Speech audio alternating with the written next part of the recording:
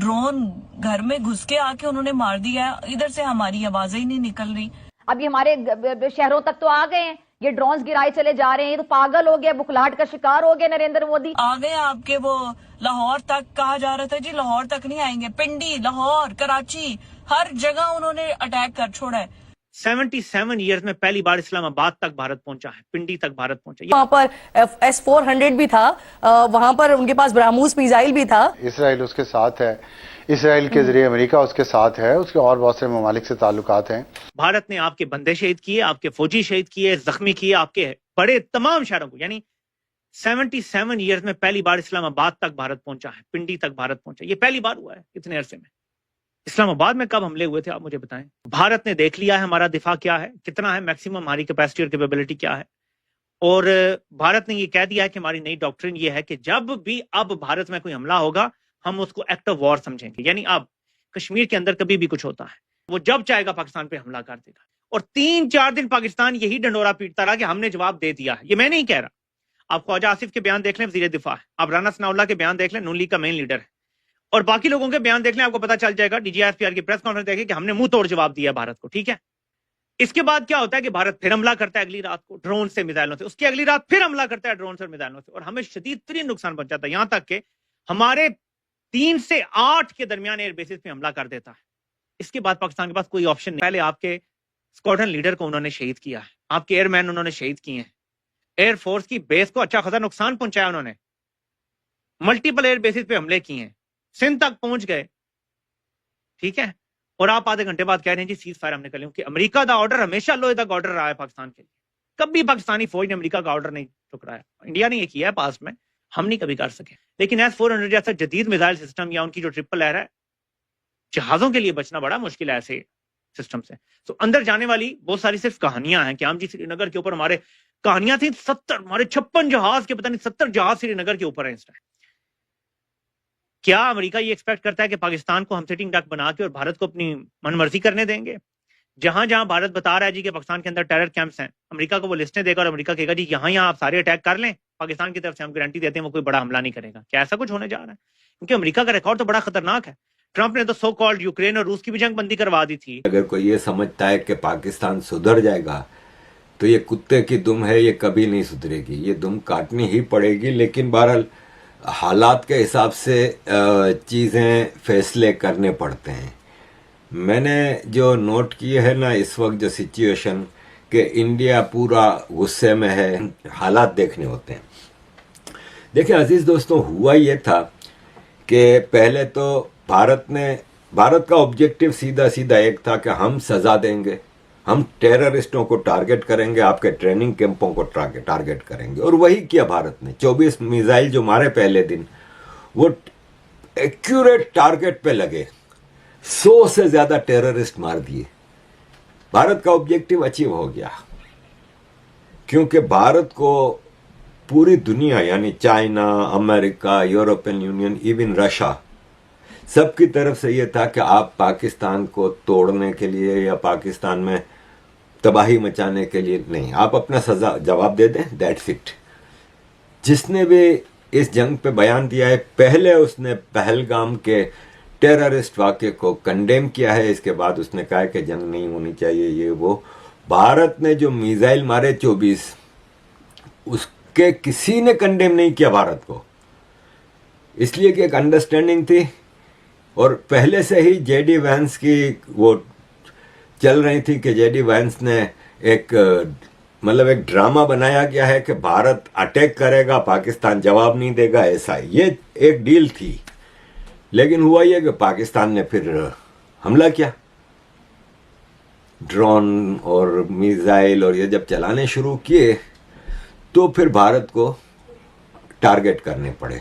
तो भारत ने जो सबसे बड़ा खतरनाक हमला किया ना शुरू में ही, वो नूर खान एयरबेस पे किया। नूर खान एयरबेस और साहेवाल का मशफ एयरबेस है ना, वहां पे पाकिस्तान के सबसे ज्यादा न्यूक्लियर बॉम्ब थे।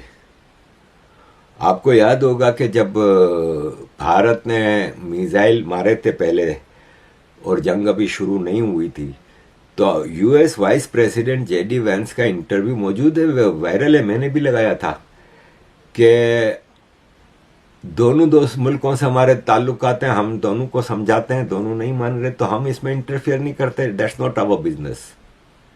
यही कहा था उन्होंने कि that's none of our business. लेकिन क्यों कूदना पड़ा? इसलिए कि नूर खान एयरबेस पे जब आपने हमला किया तो कुछ रेडियो एक्टिविटी नजर आई। एक तो ये कि शायद कोई न्यूक्लियर आर्सेनल वहां पे जो थे उसमें से किसी को टच हुआ है, और यूएस की जो न्यूक्लियर एजेंसी है उसने फौरन अलार्म बजाया। ऑपरेशन सिंदूर के तहत जिस तरह से भारत ने अभूतपूर्व मार लगाई है पाकिस्तान को, ये देखकर पूरी दुनिया हैरान है, क्योंकि इससे पहले जितनी भी टेंशन्स या जितनी भी कॉन्फ्लिक्ट्स होती थी पाकिस्तान और भारत के बीच में, उसमें पाकिस्तान हमेशा न्यूक्लियर बम मारने की धमकी देता था। लेकिन इस बार पाकिस्तान की न्यूक्लियर बम की धमकी से भारतीय सरकार बिल्कुल भी नहीं डरी, और कहीं ना कहीं ये भी साबित हो गया कि ये सिर्फ एक धमकी है और पाकिस्तान के पास उतना कैपेबिलिटी नहीं है कि वो भारत में न्यूक्लियर बम मार सके, क्योंकि पाकिस्तान को पता है कि पाकिस्तान के पास जो न्यूक्लियर डिप्लॉयमेंट है वो भारत से बहुत ही इंफीरियर है, और साथ ही साथ भारत MIRV टेक्नोलॉजी से लैस है। और अगर पाकिस्तान गलती से भी ऐसा प्रयास करता है तो हो सकता है कि पाकिस्तान का जो न्यूक्लियर बम है वो हमारा पृथ्वी एयर डिफेंस सिस्टम रोक ले, जैसे कि बाकी अटैक रोके गए S-400 और आकाश डिफेंस सिस्टम की तरह। उसी तरह जो पृथ्वी एयर डिफेंस सिस्टम है वो न्यूक्लियर बॉम्ब को रोकने के लिए बनाया गया है, ICBMs को रोकने के लिए बनाया गया है, लेकिन पाकिस्तान के पास ऐसा कुछ भी नहीं है। दूसरी बात ये है कि जिस तरह से इस ब्रह्मोस मिसाइल का परफॉर्मेंस रहा है उससे पूरी दुनिया स्तब्ध है, और उसका रीज़न ये है क्योंकि रशिया और इंडिया ने मिलकर बनाई है ब्रह्मोस मिसाइल, और ब्रह्मोस मिसाइल की कैपेबिलिटीज़ इससे पहले दुनिया ने नहीं देखी थी। लेकिन जिस तरह से लाहौर, कराची, रावलपिंडी, इस्लामाबाद, पेशावर, हर जगह ब्रह्मोस मिसाइल गई और पिन पॉइंट एक्यूरेसी के साथ अपने टारगेट को हिट किया, इससे एक बात तय हो गई कि पाकिस्तान के पास ऐसा कोई एयर डिफेंस सिस्टम नहीं है जो ब्रह्मोस को रोक सके। और इससे पहले भी एक घटना हुई थी जब भारत ने कहा था कि ब्रह्मोस मिसाइल पाकिस्तान के अंदर गलती से चल गई, जो जिसमें वॉरहेड नहीं लगा था, और वो मिसाइल पाकिस्तान के एयर स्पेस में काफ़ी देर तक ट्रैवल करती रही, लेकिन पाकिस्तान के एयर डिफेंस सिस्टम ट्रिगर नहीं हुए। और कहीं ना कहीं भारत ने तभी अंदाज़ा लगा लिया था कि पाकिस्तान के एयर डिफेंस सिस्टम कितने बेकार हैं और इनकॉम्पिटेंट हैं। हालांकि जो वेस्टर्न मीडिया है वो इस चीज़ को ज़्यादा कवर नहीं कर रही, और उसका रीज़न साफ है, क्योंकि ब्रह्मोस मिसाइल जो है वो इंडिया और रशिया की कोऑपरेशन से बनाई गई है। साथ ही साथ S-400 ने भी बहुत ही उम्दा प्रदर्शन किया है, वो भी एक रशियन प्लेटफॉर्म है। राफेल ने बहुत अच्छा परफॉर्म करके दिखाया है, और वो एक फ्रेंच प्लेटफॉर्म है, इसलिए अमेरिकन मीडिया बिल्कुल भी इस बात को तवज्जो नहीं दे रही है, क्योंकि अगर वैसा करते हैं तो उनकी खुद की जो वेपन इंडस्ट्री है कहीं ना कहीं अंडरमाइन होगी। और क्योंकि अमेरिका चाहता है कि भारत F-35 खरीदे, लेकिन भारत को पता है कि F-35 खरीदना बहुत बड़ी गलती होगी, क्योंकि एक बार अमेरिका किसी को हथियार बेच देता है उसके साथ बहुत सारी टर्म एंड कंडीशन लगा कर बेचता है, और उसमें किल स्विच भी होता है, इसलिए भारत ऐसी गलती नहीं करेगा। और एक बात तो तय हो गई है कि भारत ने अब पूरी दुनिया में ये बात स्थापित कर दी है कि भारत एक ग्लोबल पावर बन के उभरा है। एशिया में अभी तक सब मानते थे कि चाइना सबसे बड़ी पावर है, लेकिन चाइना ने ऐसा ऑपरेशन पिछले कई दशकों में नहीं किया है। पाकिस्तान के अंदर भारत ने जो करके दिखाया है वो पूरी दुनिया ने देखा है, चाइना सहित।